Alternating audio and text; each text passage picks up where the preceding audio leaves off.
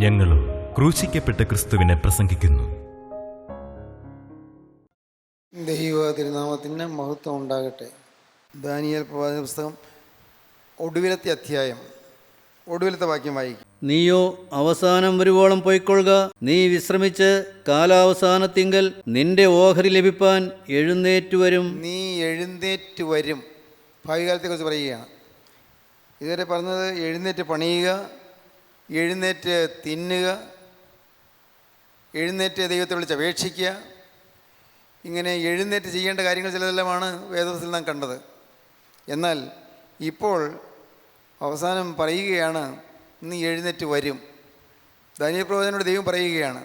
Daniel പ്രവാചകൻ അന്ന് Babylonian ചക്രവർത്തിയായ നെബൂഖദ്നേസർ രാജാവ് പിടിച്ചുകൊണ്ടുപോയ അടിമകളിൽ ഒരാളായിരുന്നു. ബാബേൽ രാജാവിൻ്റെ അടിമയായിരുന്നു ദാനിയേൽ. ദാനിയേൽ ഇസ്രായേൽ വംശത്തിലുള്ളവനാണ്. യെരൂശലേമിൽ ആരാധന നടത്തിക്കൊണ്ടിരുന്നവനാണ്. പക്ഷേ ആ ബാബേൽ ചക്രവർത്തി പിടിച്ചുകൊണ്ടുപോയതിൽ ഒരാളായ ദാനിയേൽ ദൈവത്തോടുകൂടെ നിന്നു, ദൈവത്തിൽ ഉറച്ചു നിന്നു, നല്ല ഭയഭക്തിയോടുകൂടി ദൈവത്തെ ആരാധിച്ചു പോന്നു. നെബൂഖദ്നേസർ രാജാവിനെ അല്ലാതെ വേറെ ആരെങ്കിലും നമസ്കരിച്ചാൽ കൊന്നുകളയുമെന്ന് കൽപ്പന പുറപ്പെട്ടു. വലിയ കൽപ്പനയായിരുന്നു. പക്ഷേ ദാനിയേലിനൊരു പേടിയുണ്ടായില്ല. ദാനിയേൽ യെരൂശലേമിൻ്റെ നേരെ കിളിവാതിൽ തുറന്നിട്ടുകൊണ്ട് ദാനിയേൽ പ്രാർത്ഥിച്ചുകൊണ്ടേയിരുന്നു. ദാനിയേൽ ദൈവഭക്തനായിരുന്നു. ദാനിയേൽ വിശുദ്ധനായിരുന്നു.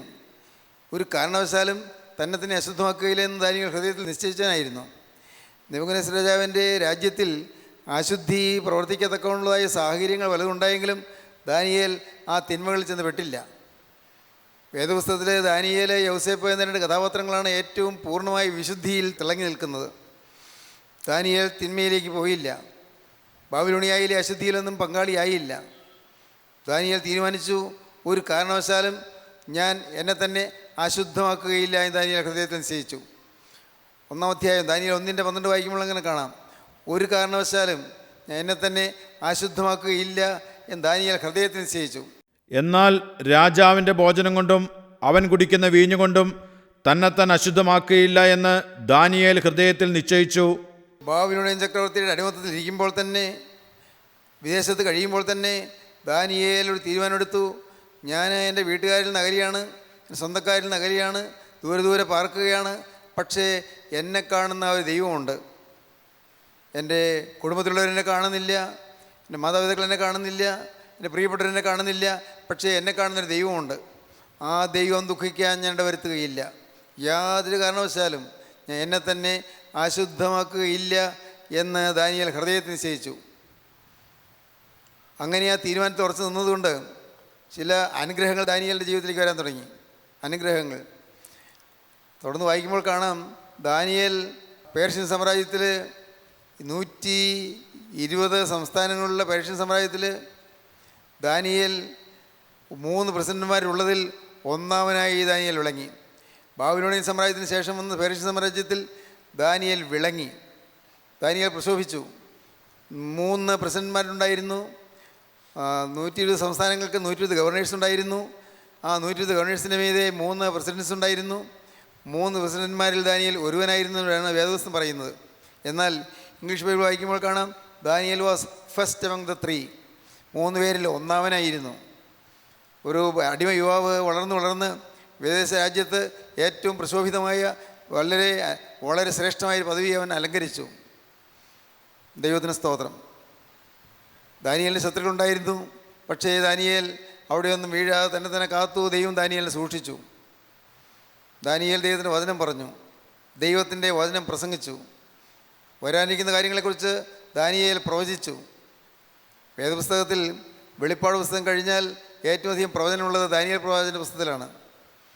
ഇനി ആൻറ്റി ക്രൈസ്റ്റ് ഭരിക്കുന്ന കാര്യവും, അന്ന് ഇന്നത്തെ സിറിയ, അരാം രാജ്യം എന്ന് പറയും, ഇന്നത്തെ സിറിയയും ഇന്നത്തെ ഈജിപ്റ്റ്, മിസ്രയും തമ്മിലുണ്ടാകുന്ന യുദ്ധങ്ങളും എല്ലാം ദാനിയേൽ മുൻകൂട്ടി പ്രവചിച്ചു. ഇറാനും ഇറാഖും തമ്മിലുള്ള യുദ്ധത്തിൻ്റെ കാര്യങ്ങളെല്ലാം ദാനിയേൽ മുൻകൂട്ടി പറഞ്ഞു. ദാനിയേൽ പ്രവാചകൻ 3-ാം ലോകമഹായുദ്ധത്തെക്കുറിച്ച് മുൻകൂട്ടി പറഞ്ഞു. 11-ാം അധ്യായം വായിക്കുമ്പോൾ കാണാവുന്ന, ഇപ്പോൾ നമ്മുടെ വിഷയമല്ലാത്തതുകൊണ്ട് അതിലേക്ക് ഞാൻ കടക്കുന്നില്ല. ദാനിയേൽ പ്രവചനം 11-ാം അധ്യായത്തിൽ വലിയൊരു യുദ്ധത്തെക്കുറിച്ച് പറയുന്നുണ്ട്. ഭയങ്കരമായ യുദ്ധം. ആ യുദ്ധം കഴിഞ്ഞ് പിന്നെ അന്ത്യക്രിസ്തു എന്ന് പറയുന്ന എതിർ ക്രിസ്തു, ആൻറ്റി ക്രൈസ്റ്റ് അവൻ വെളിപ്പെടുന്നതും അവൻ്റെ ഭരണത്തിൻ്റെ ഭയങ്കരമായ കാര്യങ്ങളും എല്ലാം പറയുന്നുണ്ട്. അത് 11 അധ്യായത്തിൽ ചില ഭാഗത്ത് കാണാം. ശൂന്യമാക്കുന്ന മ്ലേച്ഛത നിൽക്കരുതാത്ത സ്ഥലത്ത് നിൽക്കും. ശൂന്യമാക്കുന്ന മ്ലേച്ഛത നിൽക്കരുതാത്ത സ്ഥലത്ത് നിൽക്കും. ദേവാലയത്തിൽ മ്ലേച്ഛതയോ പാടില്ലായിരുന്നു, ദേവാലയത്തിൽ തിന്മയോ പാടില്ലായിരുന്നു. പക്ഷേ ആ ശൂന്യമാക്കുന്ന മ്ലേച്ഛത ദേവാലയത്തിൽ നടക്കുന്നൊരു കാലം വരുമെന്ന്. ഇന്നും ഒരുപക്ഷേ നമ്മുടെ മധുവായുടെ പിറകിൽ നടക്കുന്നത്, മധുവായുടെ പിറകിൽ അവിടെ മധുവായുടെ പിറകിലെ ചുമരിൽ പുറത്തു നിന്ന് പൊത്തുണ്ടാക്കി അതിനകത്ത് മദ്യക്കുപ്പി വെച്ചിരിക്കുന്ന ശുശ്രൂഷക്കാരുണ്ട്. ഉള്ള കാര്യമാണ് ഈ പറയുന്നത്. ഇന്ന് കക്ഷി വൈരാഗ്യ മുഖത്ത് മധുവായിൽ കയറി മെഴുതിരിക്കാരെടുത്തടിക്കുന്ന കൂട്ടരുണ്ട്. ഒക്കെ നടന്ന കാര്യങ്ങളാണ് ഈ പറയുന്നത്. മധുവായിലേക്ക് ഓടിക്കയറി കയ്യിലുണ്ടായത് കുറുവടിയില ഒടിഞ്ഞു പോയപ്പോൾ പിന്നെ അടിക്കാൻ വടിയില്ലാത്തതുകൊണ്ട് പോയി മെഴുതിരിക്കാലെടുത്തുകൊണ്ടുവന്ന് അടിക്കുന്ന ആളുകളുണ്ട്. മനുഷ്യരിന്ന് ബോധമില്ലാത്തതുപോലെ എന്തെല്ലാം തിന്മകളാണ് പോകുന്നത്. അങ്ങനെ ഏറ്റവും ഹീനമായ അടിമത്തത്തിൻ്റെ അവസ്ഥയിൽ കഴിയുന്ന ആ കാലത്ത് ദാനിയേൽ ഒരാൾ വിശ്വസ്തനായി നിന്നു, വിശുദ്ധനായി നിന്നു. ഒറ്റയ്ക്ക് ഒരാൾ വിശുദ്ധനായി നിന്നു. അത് വലിയ ചലഞ്ചാണ്. മുഴുവൻ അഴിമതിയും തിന്മയും നടക്കുന്ന ഈ ലോകത്ത്, അശുദ്ധി നടമാടുന്ന ഈ ലോകത്ത്, എല്ലാ വൃത്തികേടുകളും നടക്കുന്ന ഈ ലോകത്ത് ഞാൻ ഒരാൾ ഒരു വിശുദ്ധനായി നിൽക്കുമെന്ന് തീരുമാനിക്കാനും അത് പാലിക്കാനും സാധിക്കുന്നത് മഹത്തായ ഒരു കാര്യമാണ്. പ്രിയപ്പെട്ടവരെ, നിങ്ങൾക്ക് സാധിക്കുമോ? ദാനിയേലിന് സാധിച്ചു. ഏതെല്ലാം അശുദ്ധമായ കാര്യങ്ങളവിടെ നടന്നെങ്കിലും അതിലൊന്നിലും കുടുങ്ങാതെ, അതിലൊന്നിലും വീഴാതെ ദാനിയേൽ ഉറച്ചു നിന്നു. ദാനിയേൽ വിശുദ്ധി പാലിച്ചുകൊണ്ട് നിന്നു. എതിർപ്പുകളുണ്ടായി, പ്രശ്നങ്ങളുണ്ടായി. ദാനിയേലിനെ സിംഹഗുഹയിലേക്ക് എടുത്ത് എറിഞ്ഞു കളഞ്ഞു. സിംഹങ്ങൾ ദാനിയേലിനെ തൊട്ടില്ല. ദൈവത്തിൻ്റെ ദൂതൻ വന്ന് സിംഹങ്ങളുടെ വായ അടച്ചു പിടിച്ചു. ദാനിയേലിനെ തൊടാൻ സിംഹങ്ങൾ തയ്യാറായില്ല. അത്രമാത്രം വലിയ അത്ഭുതങ്ങൾ ദാനിയേലിൻ്റെ ജീവിതത്തിൽ നടന്നു. ദാനിയേൽ പ്രവചിച്ചു, വരുംകാല കാര്യങ്ങൾ പ്രവചിച്ചു. പ്രവചനങ്ങളുടെ ഒടുവിൽ 12-ാം അധ്യായത്തിൽ ദാനിയേൽ തന്നെ പറയുന്നുണ്ട്, ബുദ്ധിമാന്മാർ ആകാശമണ്ഡലത്തിൻ്റെ പ്രഭ പോലെയും പലരെയും നീതിയിലേക്ക് തിരിക്കുന്നവർ നക്ഷത്രങ്ങളെ പോലെയും എന്നും എന്നേക്കും പ്രകാശിക്കുമെന്ന്. എന്തൊരു മനോഹരമായ വാക്യമാണത്. പലരെയും നീതിയിലേക്ക് തിരിക്കുന്നവർ നക്ഷത്രം പോലെ പ്രകാശിക്കും. പ്രിയപ്പെട്ടവരെ, നിങ്ങൾക്കൊരു വിശുദ്ധനായി നിന്നുകൊണ്ട് ആരെങ്കിലും നീതിയിലേക്ക് തിരിക്കാൻ സാധിക്കുമോ? അതൊരു മഹാഭാഗ്യമാണ്. അത് വലിയ പ്രതിഫലമുണ്ട്. ബുദ്ധിമാന്മാർ ആകാശമണ്ഡലത്തിൻ്റെ പ്രഭ പോലെയും പലരെയും നീതിയിലേക്ക് തിരിക്കുന്നവർ നക്ഷത്രങ്ങളെപ്പോലെയും എന്നും എന്നേക്കും പ്രകാശിക്കും. പലരെയും നീതിയിലേക്ക് തിരിക്കുന്നവർ നക്ഷത്രങ്ങളെപ്പോലെ പ്രകാശിക്കും. പ്രിയപ്പെട്ടവർ, ഇന്ന് നിങ്ങൾക്ക് വേണമെങ്കിൽ അങ്ങ് തീരുമാനമെടുക്കാം. ഞാൻ എൻ്റെ കർത്താവെ പൂർണ്ണ വിശുദ്ധിയായി എൻ്റെ ജീവിതം ഞാൻ സമർപ്പിക്കുന്നു. മനസ്സറിഞ്ഞ് ഒരു പാവം എൻ്റെ ജീവിതത്തിൽ വരികയില്ല. മനസ്സറിഞ്ഞ് എൻ്റേതല്ലാത്ത ഒരു വസ്തു എൻ്റെ കയ്യിൽ വരികയില്ല, എൻ്റെ വീട്ടിൽ വരികയില്ല.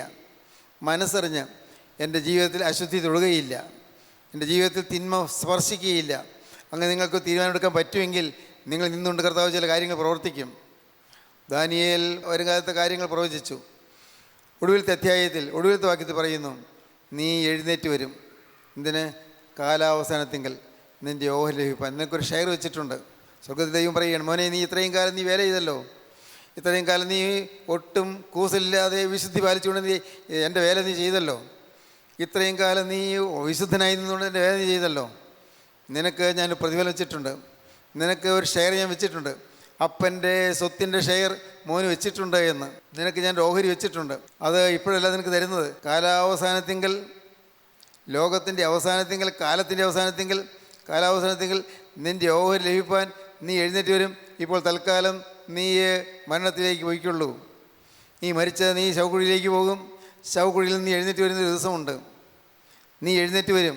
പ്രിയപ്പെട്ടവരെ, പുനരുത്ഥാനം എന്ന് പറയുന്നത്, ഉയർത്തെഴുന്നേൽപ്പെന്ന് പറയുന്നത് ഓരോ മനുഷ്യനും അത് നേടാൻ ആഗ്രഹിക്കേണ്ടതാണ്. ഒന്നാമത്തെ പുനരുത്ഥാനമുണ്ട്, രണ്ടാമത്തെ പുനരുത്ഥാനമുണ്ട്. അല്പം വിശദമായി പറയേണ്ട കാര്യമാണത്, വരാനിരിക്കുന്ന കാര്യമാണ്. നാം ഓരോരുത്തരും ഈ ഭൂമിയിൽ നിന്ന് മരിച്ചു പോകും, ഈ ഭൂമിയിൽ നിന്ന് മാറ്റപ്പെടും. നാം എല്ലാവരും. ദൈവത്തിന് സ്തോത്രം. ഒരു സമയത്ത് നാം നനച്ചിരിയാത്തൊരു സമയത്ത്, ഒരുപക്ഷെ നാം പ്രതീക്ഷിക്കാത്ത സമയത്ത്, നാം ആഗ്രഹിക്കാത്ത സമയത്ത് മരണം നമ്മെ പിടികൂടും. മരിച്ചു, ആരെല്ലാം കൊണ്ടെന്ന് പറഞ്ഞാലും ആർക്കും തടുക്കാൻ ഒക്കുകയില്ല. നാം ഏകനായി വന്നവൻ ഏകനായി അപ്പുറത്തേക്ക് പോകുകയേ പറ്റുകയുള്ളൂ. ഇഹലോകത്തിലേക്ക് ഒന്നും കൊണ്ടുവന്നിട്ടില്ല. ഇവിടെ നിന്ന് യാതൊന്നും കൊണ്ടുപോകാൻ കഴിയുന്നതുമല്ല. മരണം സുനിശ്ചിതമാണ്. ഒരിക്കൽ സങ്കീർത്തനക്കാരൻ പ്രാർത്ഥിച്ചു. 39-ാം സങ്കീർത്തനം 4-ാം വാക്യം മുതൽ വാക്യങ്ങൾ കാണാം. എൻ്റെ കർത്താവേ, എനിക്ക് എത്ര ആയുസ്സുണ്ടെന്ന് പറഞ്ഞു തരാമോ ചോദിക്കുകയാണ്. യഹോവേ, എൻ്റെ അവസാനത്തെയും എൻ്റെ ആയുസ് എത്രയെന്നതിനെയും എന്നെ അറിയിക്കണമേ. യഹോവേ, എൻ്റെ അവസാനത്തെയും എൻ്റെ ആയുസ് എത്രയെന്നതിനെയും എന്നെ അറിയിക്കണമേ. ഞാൻ എത്ര ക്ഷണികനെന്ന് ഞാൻ അറിയുമാറാകട്ടെ. ഇതാ നീ എൻ്റെ നാളുകളെ 4 വിരൽ നീളമാക്കിയിരിക്കുന്നു. ഇതാ നീ എൻ്റെ നാളുകളെ 4 വിരൽ നീളമാക്കിയിരിക്കുന്നു. എൻ്റെ ആയുസ് നിന്റെ മുമ്പാകെ ഏതുമില്ലാത്തതുപോലെ ഇരിക്കുന്നു. എൻ്റെ ആയുസ് നിന്റെ മുൻപാകെ ഏതുമില്ലാത്തതുപോലെ ഇരിക്കുന്നു. ഏത് മനുഷ്യനും ഉറച്ചു നിന്നാലും ഒരു ശ്വാസമത്രേ. ഏത് മനുഷ്യനും ഉറച്ചു നിന്നാലും ഒരു ശ്വാസമത്രേ.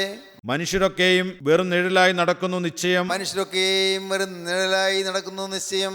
അവർ വ്യർത്ഥമായി പരിശ്രമിക്കുന്നു നിശ്ചയം. മനുഷ്യർ വ്യർത്ഥമായി പരിശ്രമിക്കുന്നു നിശ്ചയം. അവൻ ധനം സമ്പാദിക്കുന്നു, മനുഷ്യൻ ധനം സമ്പാദിക്കുന്നുണ്ട്, ആർ അനുഭവിക്കും എന്നറിയുന്നില്ല. ആരെ അനുഭവിക്കുന്ന അറിയുന്നില്ല. ഇന്ന് നാം പണത്തിന് വേണ്ടി ബന്ധപ്പെട്ട് ഓടുന്നു. നാം എങ്ങനെയെങ്കിലും രൂപ ഉണ്ടാക്കാൻ ബന്ധപ്പെടുന്നു. കൈക്കൂലി വാങ്ങിയാണെങ്കിലും അഴിമതി നടത്തിയാണെങ്കിലും അഴിമതി കൂട്ടു നിന്നാണെങ്കിലും തിന്മ പ്രവർത്തിച്ചാണെങ്കിലും രൂപയ്ക്ക് വേണ്ടി നാം ബന്ധപ്പെടുന്നു. പ്രിയപ്പെട്ടവരെ, ഇതെല്ലാം നമ്മുടെ കയ്യിൽ നിന്ന് പോകും. ഒന്നും കൊണ്ടുപോവുകയില്ല, ഒന്നും അക്കയ്ക്ക് കൊണ്ടുപോവുകയില്ല. എല്ലാം വിട്ട് ഞാൻ എന്ന് പറയുന്ന മനുഷ്യൻ, ഞാൻ ഒറ്റയ്ക്ക് മരണത്തെ ഞാൻ നേരിട്ടേ പറ്റുകയുള്ളൂ. എല്ലാം വിടും. എന്തെല്ലാം പേരുണ്ട്, പെരുമയുണ്ടെന്നിരിക്കട്ടെ, ഏതെല്ലാം കീർത്തിയുണ്ട്, ആളുകൾ ബഹുമാനിക്കുന്നിരിക്കട്ടെ, എല്ലാം വിടും. ആർക്കും ഒന്നും ചെയ്യാൻ സാധിക്കുകയില്ല. നാം ഏകനായി വന്ന മനുഷ്യൻ ഏകനായി ഈ ലോകം വിട്ട് പോകേണ്ടി വരും.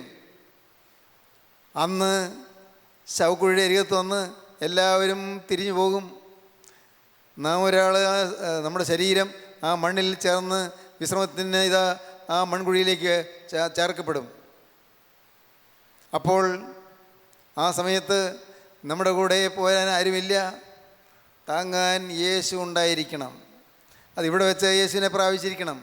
ഈ ഭൂമിയിൽ ജീവിച്ചിരിക്കുമ്പോൾ യേശു ഉള്ളവരായിത്തീരണം. ഇല്ലെങ്കിൽ നഷ്ടമാണ്. യേശു ഇവിടെ വെച്ച് നമ്മുടെ ഹൃദയത്തിൽ വരണം, നമ്മുടെ ജീവിതത്തിലേക്ക് വരണം. യേശു ക്രിസ്തു ഈ ഭൂമിയിൽ ജീവിക്കുന്ന കാലത്ത് യേശു ക്രിസ്തു നമ്മുടെ ഹൃദയത്തിൽ വന്നില്ലെങ്കിൽ തീരാ നഷ്ടമാണ്. ദൈവത്തിന് സ്തോത്രം. അങ്ങനെ യേശു ക്രിസ്തുവിൽ ആശ്രയിച്ച് യേശു ക്രിസ്തുവിൽ ശരണപ്പെട്ട് ഈ ഭൂമിയിൽ നിന്ന് കടന്നു പോയാൽ മാത്രമേ നിത്യതയിൽ ഉയർത്തെഴുന്നേൽക്കാൻ സാധിക്കുകയുള്ളൂ.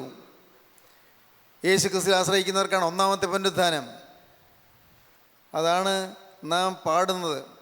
മൃതരെ ജീവിപ്പിപ്പാനെഴുന്നള്ളും രാജാ, മുകിലഴകിന്മേലാഘോഷിതനായിടുന്നു. നയവാൻമാതൻ മുൻകൊമ്പിൻ നാദം കേട്ടി അങ്ങിഞ്ഞെതിരേൽപ്പാനായി പോയിടുന്നു.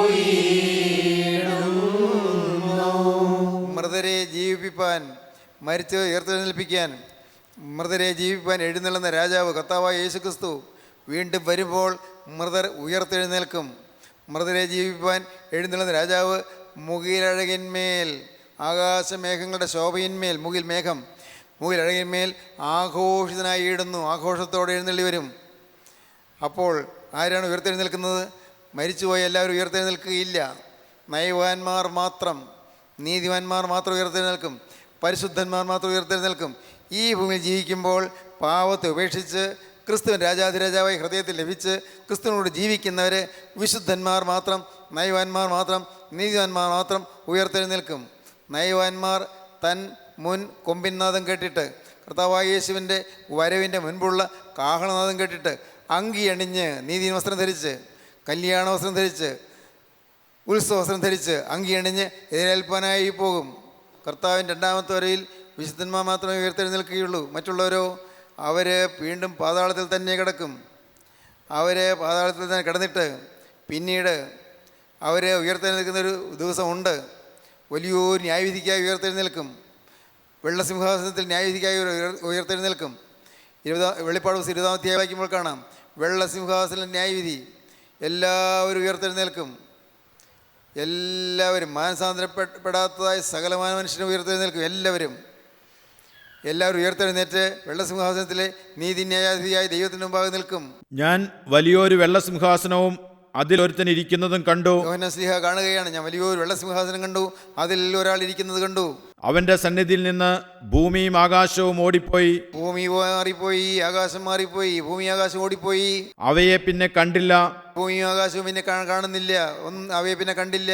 മരിച്ചോർ ആബാലവൃദ്ധം, മരിച്ച സകലമാന പേരും, ബാലൻ മുതൽ വൃദ്ധൻ വരെ സിംഹാസനത്തിന് മുമ്പ് നിൽക്കുന്നതും കണ്ടു.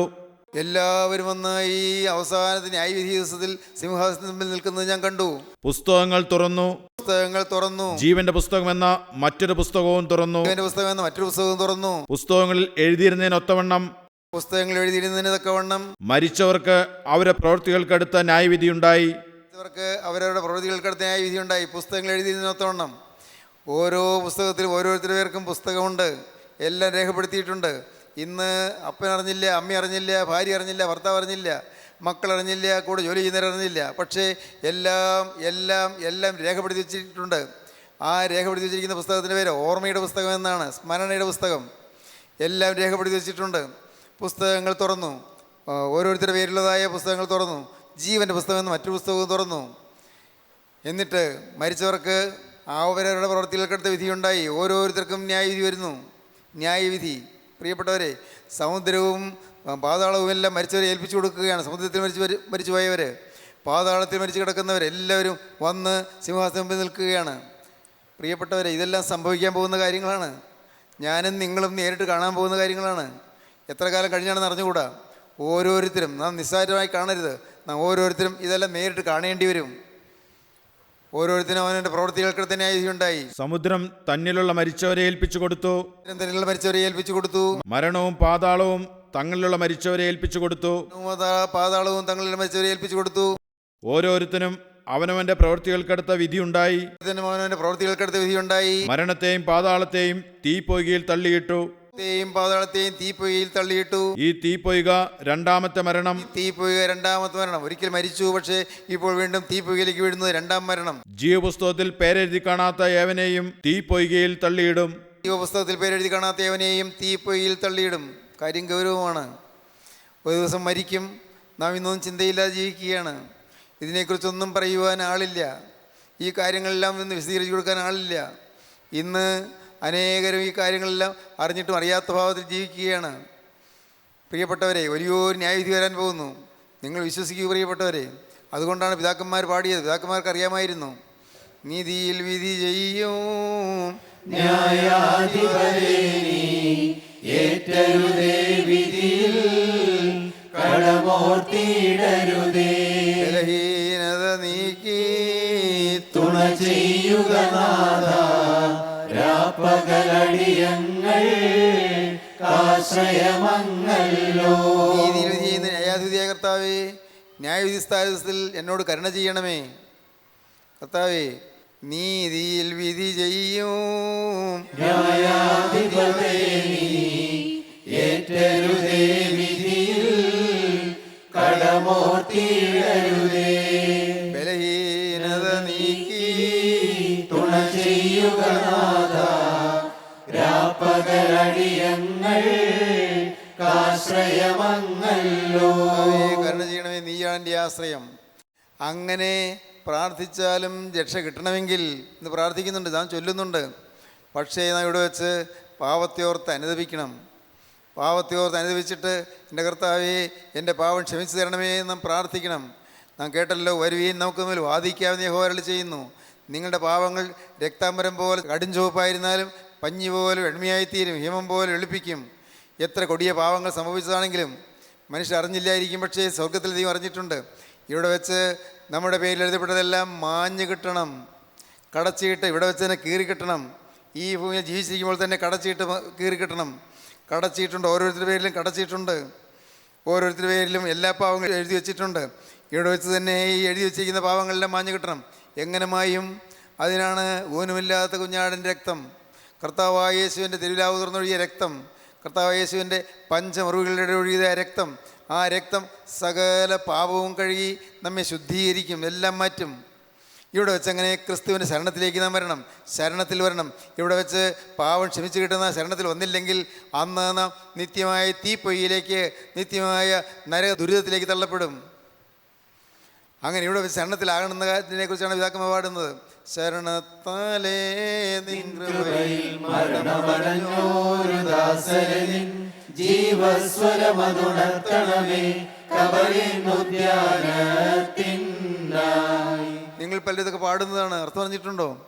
നിന്റെ കൃപയിൽ ശരണത്താലേ വെച്ചാൽ ഇവിടെ ഭൂമിയിൽ ജീവിച്ചിരിക്കുമ്പോൾ തന്നെ കർത്താവിൻ്റെ കൃപയിൽ ശരണപ്പെട്ട് കർത്താവിൻ്റെ തിരക്തത്താൽ കഴുകപ്പെട്ട് പാപിയായ മനുഷ്യൻ നീതിമാനായി തീർന്ന് ഇവിടെ വെച്ച് തന്നെ മാനസാന്തരപ്പെട്ടവനായി തീർന്ന് ക്രിസ്തു ഉള്ളത്തിൽ വസിക്കുന്നതിനായി തീർന്ന് അങ്ങനെ കടന്നുപോയവർ അവരെ കർത്താവെ നിൻ്റെ രണ്ടാമത്തെ വരവിൽ അവരെ ശവക്കല്ലറയിൽ നിന്ന് അവരെ ഉദ്യാനത്തിലേക്ക്, ഏതാണ് ഉദ്യാനം?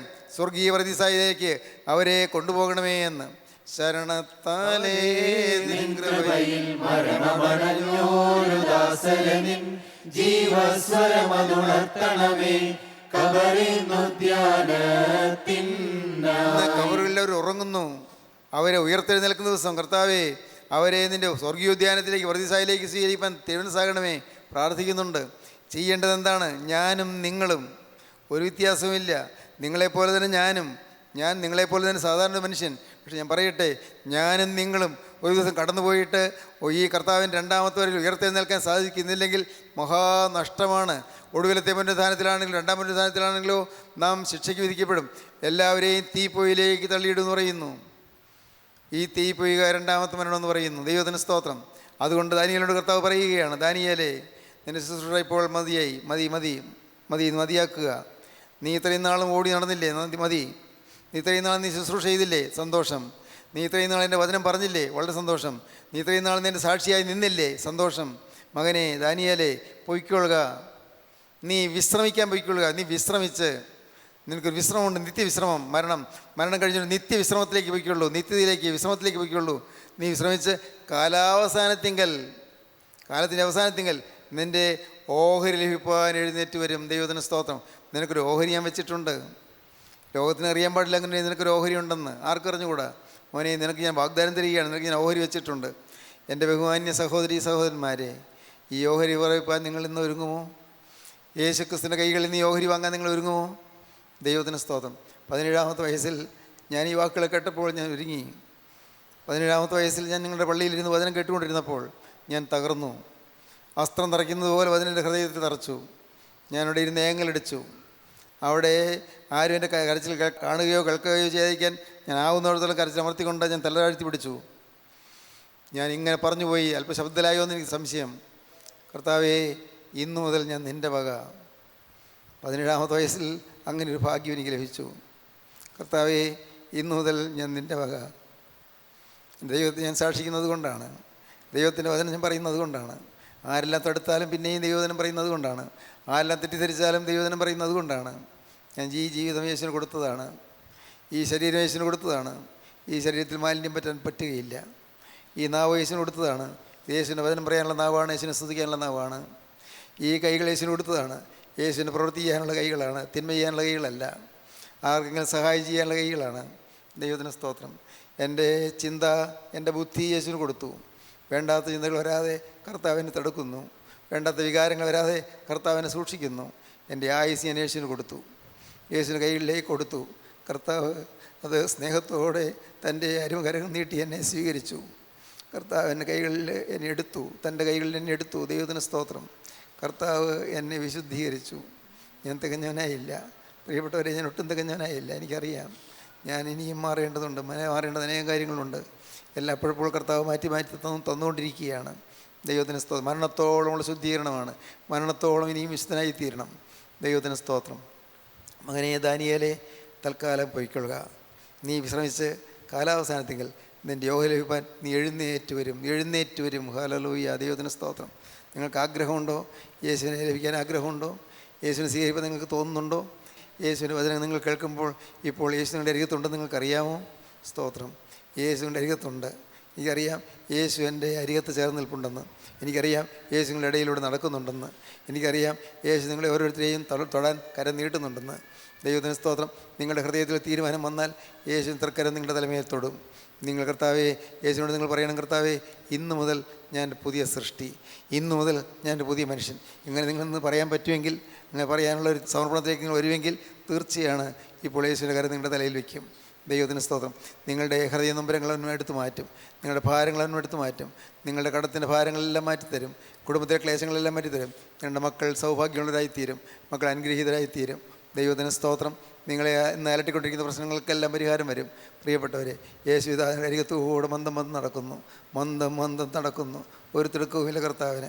കർത്താവ് പയ്യെ നടക്കുകയാണ്, ഓരോരുത്തരുടെ അരികത്തും നിൽക്കുകയാണ്. മോനെ, നിൻ്റെ ഹൃദയം എനിക്ക് തുറന്നു തരാമോ എന്ന് ചോദിക്കുന്നു. അപ്പോൾ നിങ്ങൾ പറയണം, യഹോവ അനുഗ്രഹിക്കപ്പെട്ടവനെ അകത്ത് വരിക, എന്തിനെ പുറത്ത് നിൽക്കുന്നു? ഹല്ലേലൂയ. നിങ്ങൾ ഇന്ന് യേശുവിനെ വിളിക്കുക, യഹോവ അനുഗ്രഹിക്കപ്പെട്ടവനെ അകത്ത് വരിക, എന്തിനെ പുറത്ത് നിൽക്കുന്നു? യേശുവിനെ നിങ്ങൾ വിളിക്കുക, കർത്താവേ നീ പുറത്ത് നിൽക്കേണ്ടവനല്ല, നീ എൻ്റെ ഉടമസ്ഥനാണ്.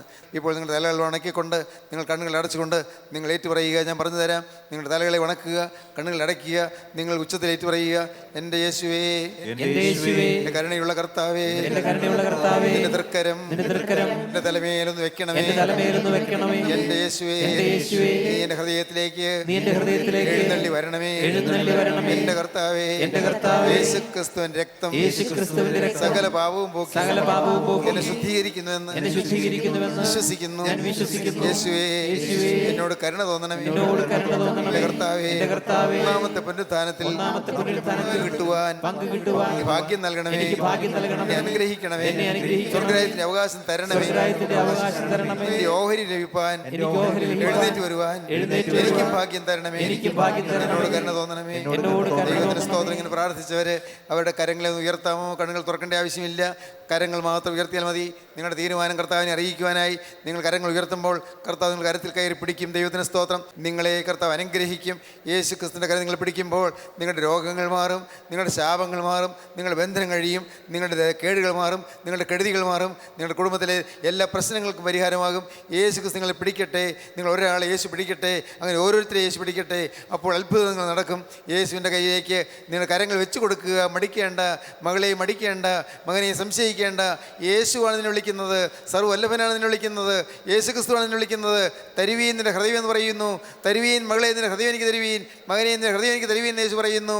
യേശുവിൻ്റെ കരങ്ങളിലേക്ക് ജീവിതം വെച്ച് കൊടുക്കുന്ന കരങ്ങൾ ഉയർത്തുവീൻ. നമുക്ക് ഒരുമിച്ച് ദൈവത്തെ സ്തുതിക്കാം. കാരുണ്യവാനായ ഞങ്ങളുടെ സ്വർഗീയ പിതാവേ, ഈ മനോഹരമായ സമയത്തിനായി ഞങ്ങൾ നിന്നെ സ്തുതിക്കുക, ഞങ്ങൾ നിന്നെ സ്തോത്രം ചെയ്യുന്നു. ഈ മക്കളെ അവിടെ തൊട്ടതിനായി നന്ദിയോടെ സ്തോത്രം. നിൻ്റെ മക്കൾ ഉയർത്തിയപ്പോൾ ആ കരത്തിൽ അവിടെ പിടിച്ചതിനായി നന്ദിയോടെ സ്തോത്രം. എല്ലാവരെയും കൃപയിൽ കാത്തുകൊള്ളണമേ, നിൻ്റെ കൃപയിൽ ഭരിച്ചുകൊള്ളണമേ, കൃപയിൽ നിയന്ത്രിച്ചുകൊള്ളണമേ, നിൻ്റെ രാജ്യത്തിന് വേണ്ടി ഒരുക്കിക്കൊള്ളണമേ. നാഥാ, നിൻ്റെ രണ്ടാമത്തവരിൽ ഞങ്ങളെല്ലാവരെയും ഓർത്തുകൊള്ളണമേ. യേശു ക്രിസ്തുവിൻ്റെ പരിശുദ്ധമായ നാമത്തിൽ പ്രാർത്ഥിക്കുന്നു. കൃപയോടെ കേൾക്കണമേ. ആമീൻ.